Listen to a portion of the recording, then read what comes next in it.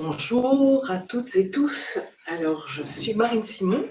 Je suis facilitatrice en intelligence collective et en gouvernance participative depuis plus de 15 ans. Voilà, je suis ravie d'être là devant vous pour aborder ce sujet qui me passionne. Voilà, et sur des thèmes croisés, le thème croisé d'innovation et des pratiques d'intelligence collective qui peuvent s'entendre dans un sens et dans l'autre. Alors bien sûr, ces pratiques amènent de l'innovation, mais moi j'avais envie de regarder les choses avec vous dans l'autre sens, dans l'innovation qu'amènent ces pratiques d'intelligence collective, et de répondre à la question et si l'innovation dont nous avions tous et toutes besoin était surtout relationnelle.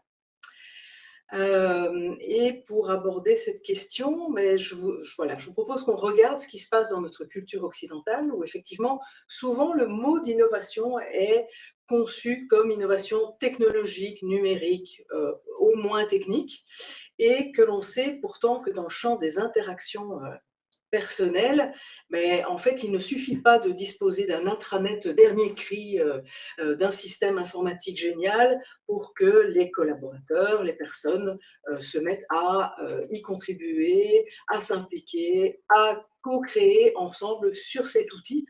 Voilà, et que donc dans le champ des interactions, mais probablement que la technologie telle que nous l'entendons est un miroir aux alouettes, hein. Je connais beaucoup d'organisations qui se sont beaucoup investis pour mettre en place un système informatique ou numérique de pointe et qui se lamentent parce que voilà, les collaborateurs y vont pas ou peu ou n'y communiquent pas bien, pas clairement, pas de façon constructive.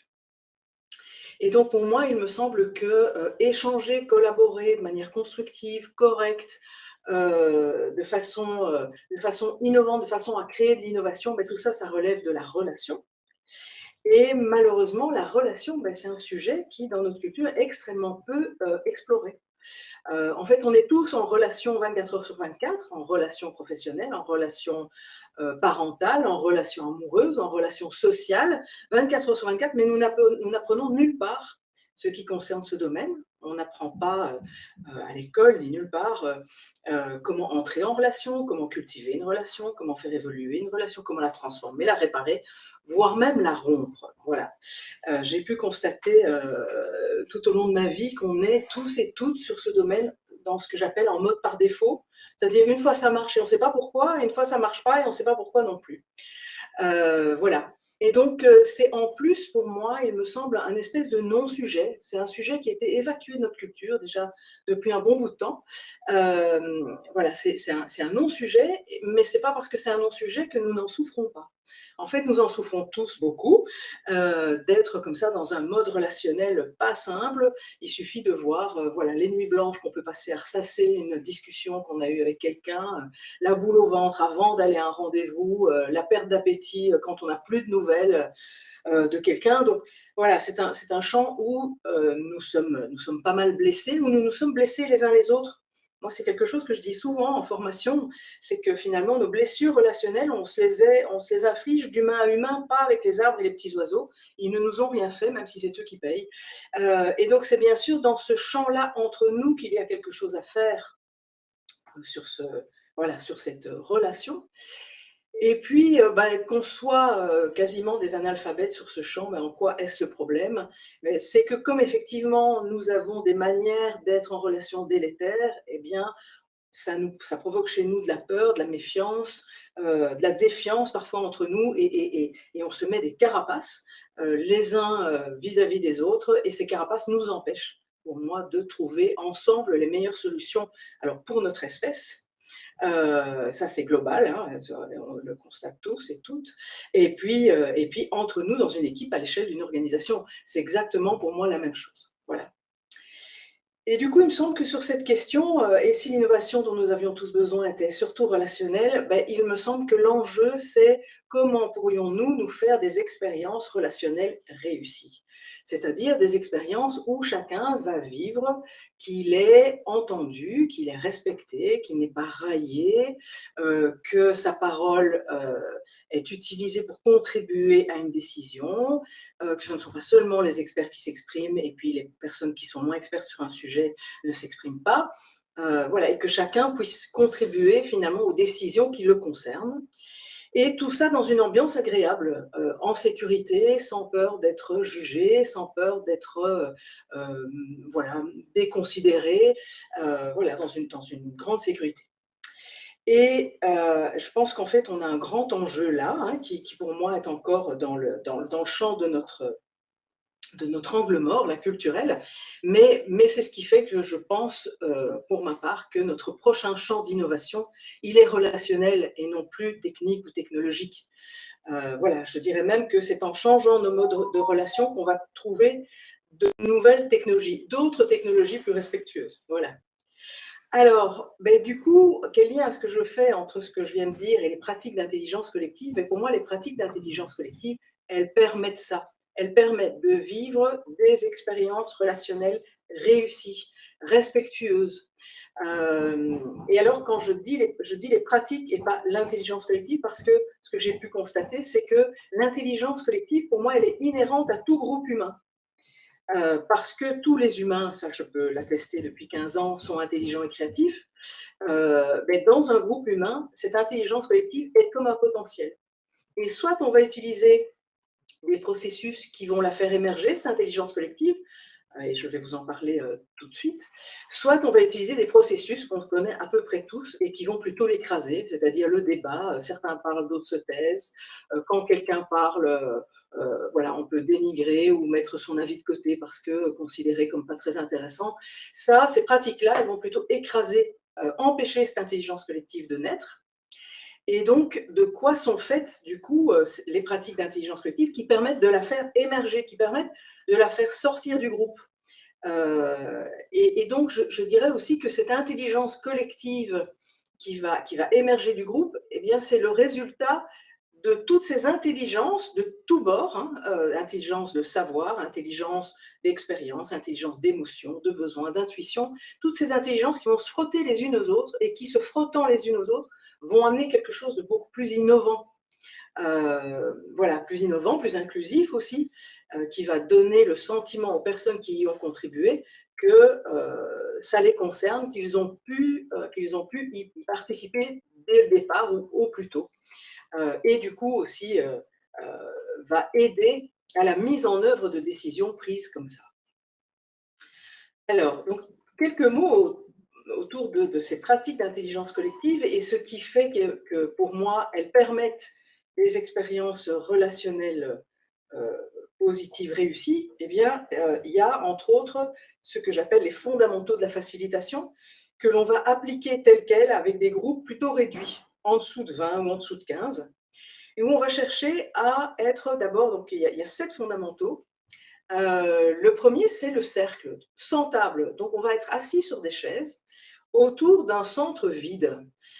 Et ce cercle sans table permet, alors le sans table, c'est pour éviter la barrière qu'il pourrait y avoir entre moi et les autres, éviter l'endroit où je peux éventuellement me cacher, regarder mes mails ou mes SMS sur mon portable, mais aussi ça permet de créer cet espace vide au centre qui va être l'espace d'émergence de cette intelligence collective. Et ce cercle, pour moi, il pose l'équivalent du poids de parole. Alors bien sûr que ça permet à tout le monde de se voir, bien sûr que ça permet la circulation libre, énergétique de la parole, mais il y a vraiment ça pose le fait que même s'il y a plusieurs niveaux hiérarchiques représentés dans ce cercle, en fait, le poids de ce que chacun va dire est le même s'il y a là quelqu'un qui représente le niveau hiérarchique N plus 3, d'N plus 2, d'N plus 1, chacun ayant un champ de responsabilité dans l'organisation différent. Voilà. Et ce que va dire le N plus 3 n'a pas plus de poids, il va juste s'additionner à ce que disent tous les autres. C'est donc le premier fondamental. Le deuxième, c'est le tour de parole. Alors, on va sortir de ce qu'on connaît d'habitude, qui est ce passage de parole en ping-pong, une fois l'un, une fois l'autre, voilà. Et puis, avec du coup, ce que ça fait pour chacun de dire ah, je vais parler maintenant, ah non, c'est pas mon tour, zut, il vient ou elle vient de dire ce que je m'apprêtais à dire, donc je vais me taire. Voilà. On va sortir de là, parce que ça crée de nouveau des blessures et des difficultés à la fois de relationnel de soi à soi, hein, de manque de confiance en soi, mais aussi à tout le monde. Et donc, la préférence, c'est d'instaurer le tour de parole. Et donc, on va parler en tour de parole, en général dans le sens des aiguilles d'une montre. ce qui va permettre que chacun à un moment ait à prendre la responsabilité de prendre la parole. Heu, voilà, quitte à dire: «Je n'ai rien à dire», mais en tout cas, qu'il n'y ait plus cet espace pour faire semblant de ne pas en être. Voilà, vraiment prendre sa responsabilité. Et le corollaire de ce tour de parole, c'est le pouvoir du silence. Et je trouve pour moi que le pouvoir du silence est quelque chose de fabuleux. Qu'est-ce que ça raconte? Bien sûr, on peut prendre un temps de silence tous ensemble pour se demander où on en est, prendre un temps de recul. Mais surtout, le pouvoir du silence, il est rattaché au tour de parole, à savoir que si je suis la cinquième personne à avoir à prendre la parole et que ce que vient de dire la première m'exaspère au plus haut point et que dans un monde sans intelligence collective, je l'aurais peut-être interrompu avant qu'il ait terminé sa phrase, eh bien je vais être obligée d'attendre que la deuxième personne parle, que la troisième personne parle, que la quatrième personne parle. Et ça, c'est assez délicieux, ça nous fait maturer tous, ça nous fait décoller l'émotionnel du contenu, mais ça veut dire que quand je vais prendre la parole et que je vais probablement le dire avec moins d'agressivité, moins d'agacement, eh bien, je vais être mieux reçu en face, parce que ça, on sait tous que quand on dit les choses de façon agressive, voilà, on est mal reçu. Mais aussi, peut-être que si j'écoute ce que dit la deuxième personne et la troisième personne et la quatrième, en fait, la qualité de ce que je m'apprêtais à dire un peu instinctivement, impulsivement, mais probablement va être augmentée, va être de meilleure qualité, et peut-être aussi que la deuxième personne va dire ce que je m'apprêtais à dire, mais elle, dans un calme olympien, et donc je peux passer à autre chose. Voilà, je peux laisser ma pensée circuler et aller plus loin. Donc, ça amène pour moi un gain de qualité dans les partages, mais aussi une élévation de notre, une maturation de nos affectifs qui nous poussent à parfois à réagir promptement alors qu'en fait il n'y a pas de danger à entendre quelqu'un qui dit quelque chose qui est totalement opposé à mon idée. Je peux l'entendre et je peux dire quand la parole arrive chez moi le contraire de ce qu'elle a dit et il n'y a juste aucun problème. Voilà. Le fondamental suivant, c'est la parole au centre, c'est-à-dire que chacun, à partir de son jeu, va toute la liberté de dire ce qu'il a à dire et de le déposer au centre. Et donc, on ne va pas se parler les uns aux autres, ni faire référence, on ne va jamais dire, comme l'a dit Véronique, contrairement à ce qu'a dit Victor, je vais déposer ma parole. Si elle ressemble à celle de Véronique, tant mieux. Si elle ne ressemble pas à ce qu'a dit Victor, ça n'a aucune espèce d'importance. Tout ce qui est dit va plutôt être noté sur un tableau et numéroté. Et donc, à partir du moment où j'ai donné ma parole et je l'ai posée au centre, en fait, elle ne m'appartient plus. Elle appartient à ce centre dans lequel tout ce qui va être dit va créer cette émergence d'intelligence collective. Et puis, il y en a encore deux, les deux derniers, c'est les avis et les personnes sont dissociées.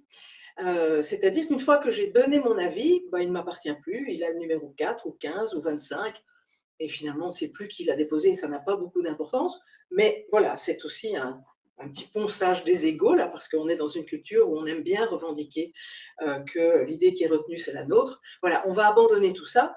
Et il y a aussi que les avis s'additionnent, voire se multiplient et ne se combattent pas. Donc, bienvenue à un avis totalement blanc et aussi à un avis totalement noir. Et de regarder comment, avec tous les autres, tout cela va frotter et va emmener à une solution innovante à laquelle personne n'avait pensé. Voilà. Et le dernier, fondamental, c'est que ces pratiques ont besoin d'être facilitées par un facilitateur ou une facilitatrice qui va tenir ces règles. Parce qu'on n'a pas encore la culture, alors il y a des peuples qui utilisent ça depuis des siècles et qui n'ont plus besoin de facilitateurs, mais nous, on a encore besoin d'un facilitateur ou d'une facilitatrice qui est gardien, gardienne de ces règles. Et qui va, quand quelqu'un va prendre la parole et puis c'est pas son tour, le remercier et dire je reviens vers toi dans quelques instants, mais ce n'est pas ton tour de prendre la parole et donc de revenir vers la personne dont c'est le tour. Euh, voilà, donc ça c'est un rôle extrêmement important, hein, c'est un rôle de leadership au service, comme je dis toujours. Voilà, et donc ces fondamentaux, qu'est-ce qu'ils amènent? Ben, ils amènent de la sécurité dans le groupe. Ils amènent de la sécurité parce qu'il n'y a pas de débat, il n'y a pas d'endroit pour dénigrer, il n'y a pas d'endroit pour, voilà, pour que certains seulement parlent et les autres pas. Ils amènent de l'équité, à savoir que tout le monde est traité exactement de la même manière. C'est un peu comme un jeu, en fait, hein, ce dont on a Les fondamentaux, là, ils sont un peu comme les règles d'un jeu et on va tous jouer à ce jeu qui va amener vers cette innovation. Elle amène de la liberté parce que quand la parole arrive à moi, personne ne va me dire: «Tu ne peux pas dire ce que tu dis». Donc j'ai toute liberté de dire ce que j'ai à dire et comme je le dis toujours, au bon moment, c'est-à-dire au moment où ça va être traité. Et ça, c'est le rôle aussi des outils que l'on va utiliser, dont je vais parler dans un instant. Et ces fondamentaux amènent aussi de la responsabilité, c'est-à-dire que chacun est responsable de sa parole, de ce qu'il a à partager, mais aussi du coup responsable de ses besoins, de les poser, de ses émotions et de les poser. Voilà, et donc sur ces fondamentaux, ça c'est vraiment la base, sur ces fondamentaux, on va venir utiliser des outils divers, des outils pour prendre des décisions ensemble, des outils pour chercher des solutions ensemble, des outils pour choisir un représentant, des outils pour créer la vision de notre projet. Voilà, ce sont des outils divers avec des étapes diversifiées dont je vais parler dans quelques instants pour vous donner des petits exemples concrets de la manière dont on peut pratiquer ça dans les équipes et de voir comment ça change les choses. Et donc j'ai envie de vous partager, 3 exemples concrets. Le premier, c'est, vous êtes en équipe là autour de la table et puis, il y a 2 idées ou 2 solutions à un problème qui émergent et puis on entre dans du débat de préférence. «Oh moi je préfère la première. Non mais moi je préfère la seconde. Non mais la première elle est évidemment plus praticable. Mais non parce que la deuxième machin». Voilà. Tout le monde connaît ça, hein. Si vous vivez sur la planète Terre, vous avez tous déjà vécu ça. Et du coup, comment peut-on sortir de ça en intelligence collective? Eh bien, par exemple, on prend un tableau ou une feuille de paperboard et on écrit la première idée en haut de la feuille et une autre feuille, la deuxième idée en haut de la feuille. Et puis, on va séparer les feuilles en 2 colonnes. Une colonne, avantage. Avantage à appliquer cette idée. Et tous ensemble, on va réfléchir à tous les avantages qu'il y aurait à appliquer l'idée 1. Et puis, on va lister tous ensemble tous les inconvénients qu'il y aurait à appliquer l'idée 1. Et on va faire la même chose pour l'idée 2, tous les avantages à appliquer l'idée 2, tous les inconvénients à appliquer l'idée 2. Et c'est extrêmement intéressant, moi j'appelle ça une objectivation des idées, parce que c'est un vrai exercice aussi de ponçage des égos, de ponçage joyeux des égos, pas toujours facile, c'est de défendre une idée que je n'aurais pas choisie, trouver des avantages ou trouver des désavantages à l'idée voilà, dont je me faisais le porte-drapeau. C'est extrêmement maturant aussi ça. Et du coup, vous pouvez vraiment avoir, voilà, sentier. Souvent au bout de cet exercice, on sent qu'il y a une des 2 idées qui émerge plus que l'autre.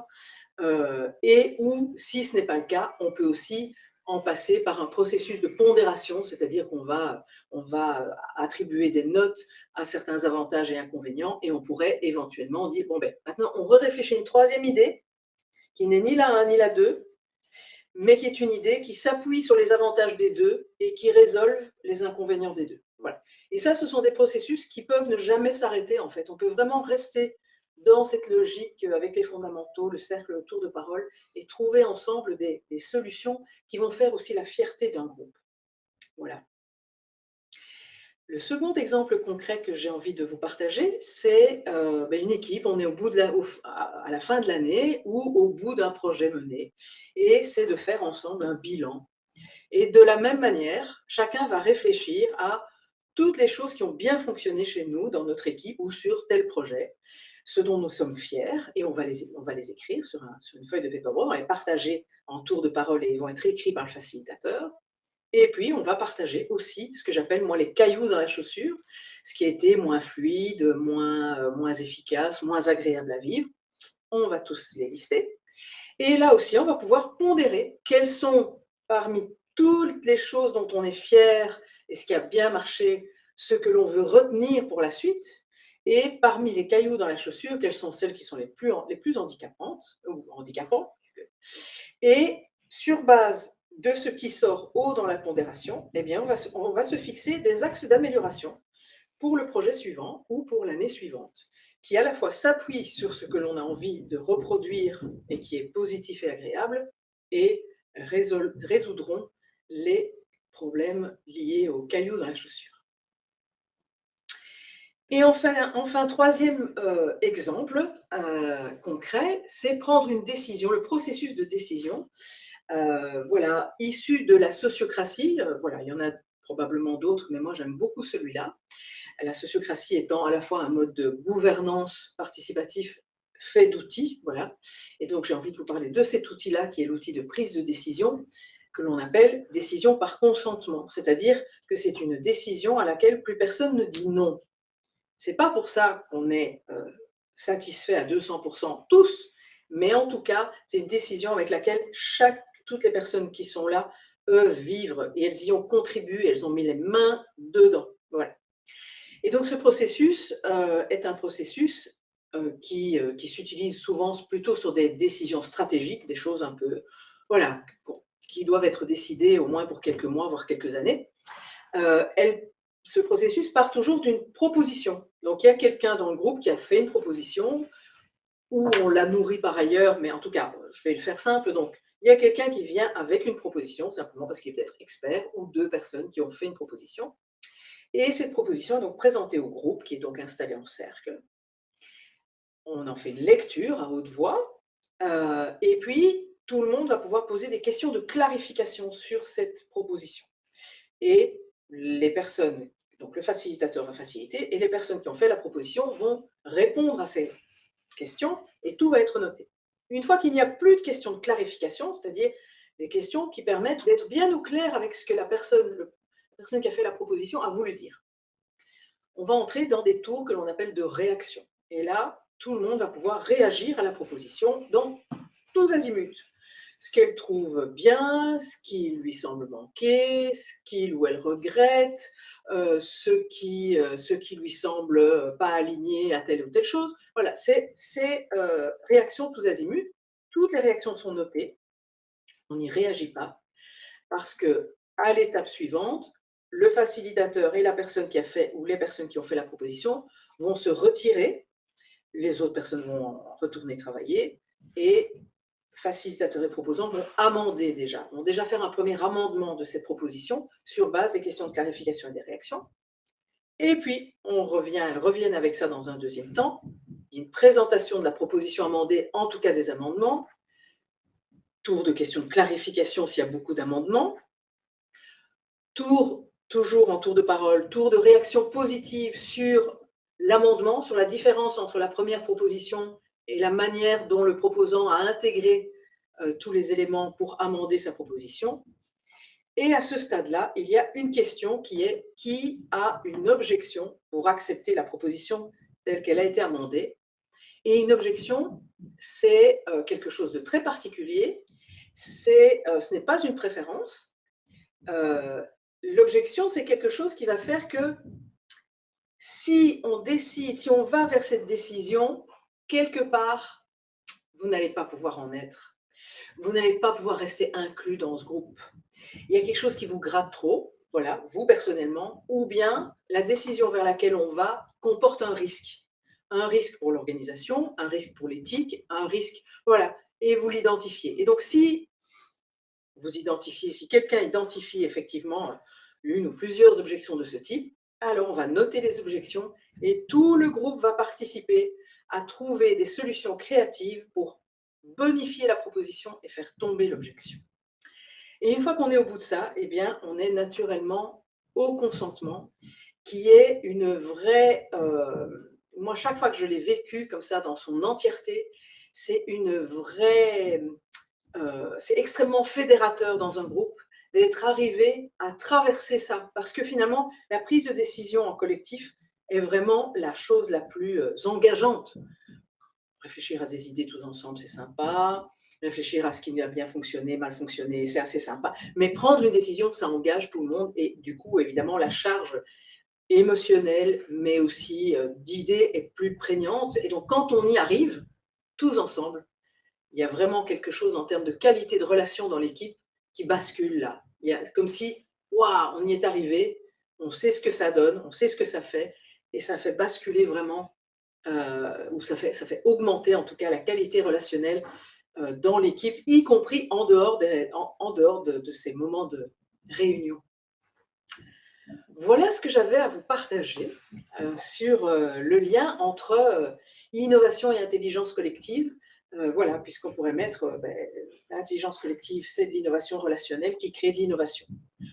Voilà. J'espère que ça vous a intéressé.